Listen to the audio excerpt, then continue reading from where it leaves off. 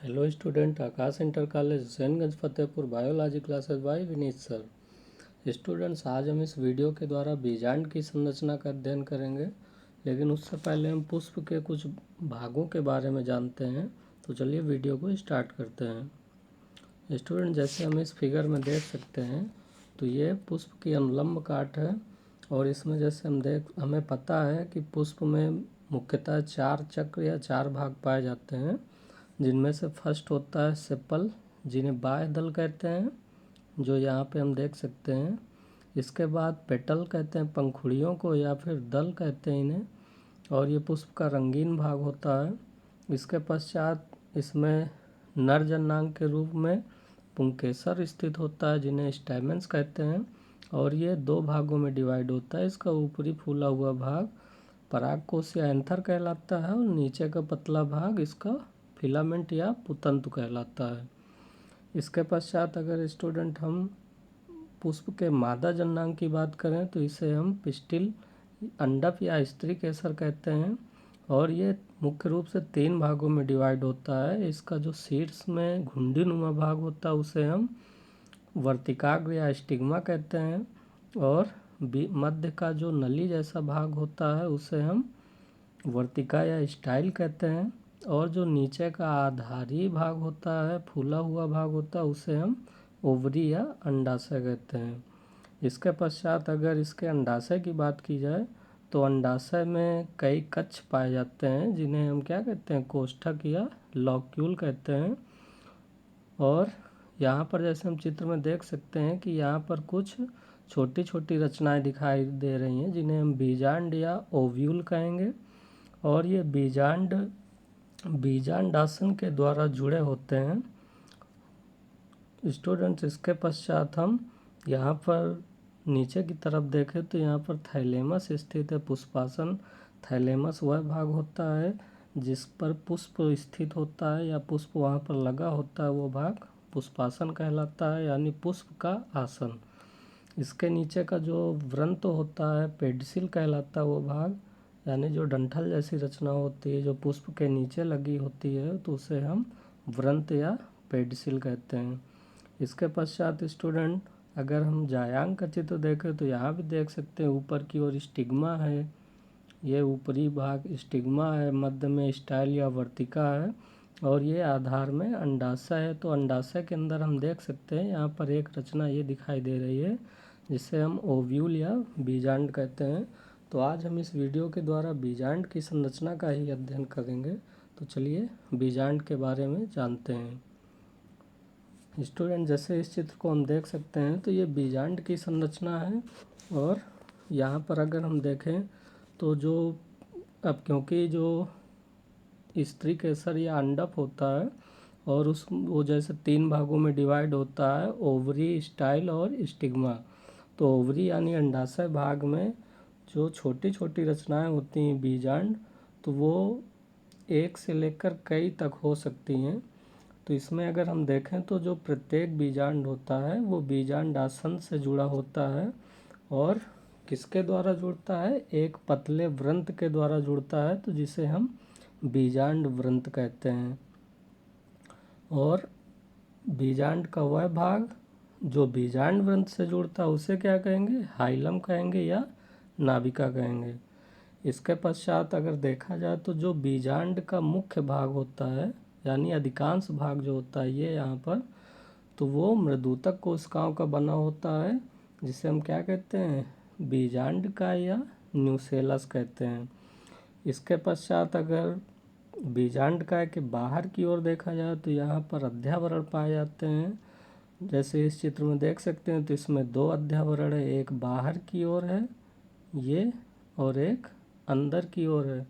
तो बाहर वाले अध्यावरण को आउटर इंटेगुमेंट या बाह्य अध्यावरण कहेंगे, और जो अंदर वाला अध्यावरण है उसे इनर इंटेगुमेंट या अंतः अध्यावरण कहेंगे। अब जैसे इस बीजांड में हम देख सकते हैं तो इसमें 2 आवरण हैं, यानी 2 अध्यावरण हैं, लेकिन कुछ ऐसे भी बीजांड होते हैं जिनमें एक ही अध्यावरण पाया जाता है, या कुछ ऐसे भी बीजांड होते हैं जिनमें कोई भी अध्यावरण नहीं पाया जाता है। तो जानते हैं कि उन्हें हम कैसे पहचानेंगे या कैसे उनको जानते हैं? तो जो 2 आवरण वाले बीजांड होते हैं उन्हें हम द्विअध्यावरणीय या बाइटेगमिक कहते हैं।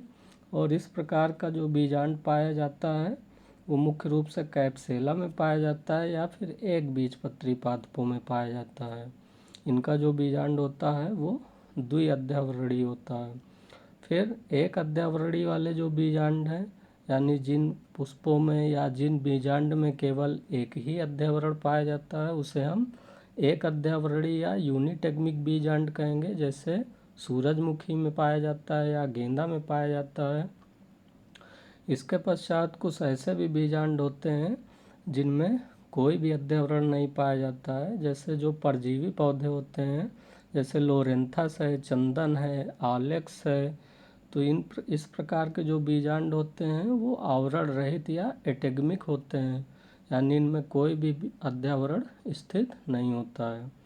फिर इसके बाद अगर बात की जाए तो बीजांड काय का जो आधार भाग होता है, जहाँ से आवरण निकलते हैं, उस भाग को हम क्या कहेंगे? चलाजा या निभाग कहेंगे। जैसे ये यहाँ से अध्यावरण निकल रहे हैं तो ये जो भाग है यहाँ का, इसे हम क्या कहेंगे? ये बीजांड का आधारी भाग है, तो इस भाग को हम निभाग या चलाजा कहेंगे। और इसके पश्चात अगर हम देखें तो यहाँ पर जो अध्यावरण पाए जा रहे हैं, जैसे ये देख सकते हैं, ये अध्यावरण है, ये अध्यावरण है। तो यहाँ पर नीचे की ओर अगर हम देखते हैं तो यहाँ पर कोई भी अध्यावरण उपस्थित नहीं है और यहाँ पर एक छिद्र जैसी रचना बन रही है। तो इसे हम क्या कहेंगे? बीजांड द्वार कहेंगे या फिर माइक्रोफाइल कहेंगे। तो इसके बाद अगर हम देखें तो बीजांड के अंदर एक थैले जैसी रचना दिखाई देती है, जैसे ये यहाँ पे देख सकते हैं। इसे हम क्या कहेंगे? भ्रूण कोश या एम्ब्रियो सैक कहेंगे। और इसका विकास कहाँ से होता है? गुरु बीजाणु से होता है। और भ्रूण कोश में अगर हम देखें तो इसमें ऊपर की ओर 3 संरचनाएं यानी 3 कोशिकाएं दिखाई दे रही, नीचे की ओर 3 कोशिकाएं दिखाई दे रही हैं और मध्य में 2 केंद्रक दिखाई दे रहे हैं। तो जो ऊपर की ओर यानी निभाग की ओर की 3 कोशिकाएं होती हैं, ये वाली, तो इन्हें हम क्या कहेंगे? एंटीपोडल या प्रतिमुख कोशिकाएं कहेंगे।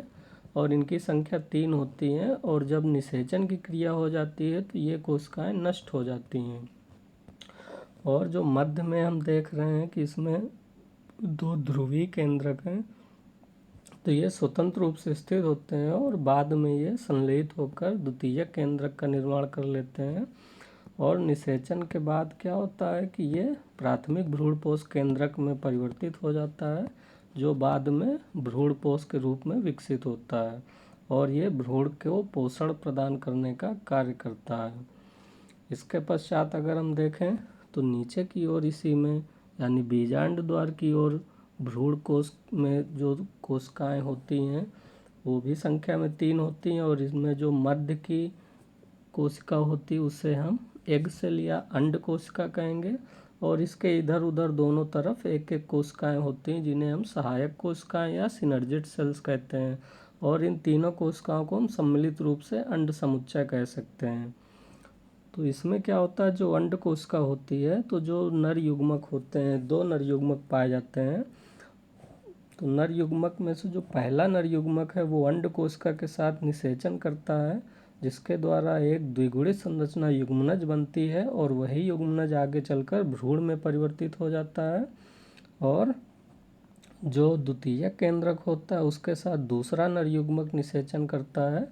तो 2 नर युग्मक ये हो गए और एक अगुणित नर युग्मक, नहीं, दो द्वितीयक केंद्रक के केंद्रक हो गए यानी द्विगुणित हो गया और एक अगुणित नर युग्मक हो गया। तो दोनों के समेकन से त्रिगुणित संरचना बनती है, जिसे हम प्राथमिक भ्रूणपोष केंद्रक कहते हैं और जो बाद में चलकर भ्रूणपोष में या एंडोस्पर्म में बदल जाता है। तो इस क्रिया को हम त्रिसमेकन या त्रिसंलयन भी कहते हैं। तो स्टूडेंट्स, आज हमने इस चित्र में बीजांड की संरचना का अध्ययन किया। इसके पश्चात अगर हम यहाँ पर नीचे की ओर देखें बीजांड में, तो ये यहाँ पर संवहन ऊतक दिखाई दे रहे हैं, ये वैस्कुलर बेंडल। तो ये क्या करते हैं कि बीजांड आसन से जो पोषक पदार्थ होते हैं उन्हें ये ग्रहण करते हैं और फिर बीजांड को वो पोषक पदार्थों की पूर्ति कराते हैं। तो इनका कार्य क्या है, एक प्रकार से पोषण में सहायता करना। तो स्टूडेंट्स, आज हमने इस वीडियो में बीजांड की संरचना का अध्ययन किया। अब इसके अगले वीडियो पे हम बीजांड के प्रकारों के बारे में अध्ययन करेंगे।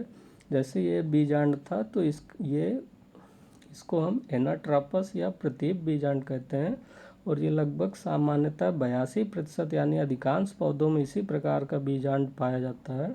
तो अगले वीडियो पर हम बीजांड के प्रकार के बारे में और विस्तृत रूप से अध्ययन करते हैं।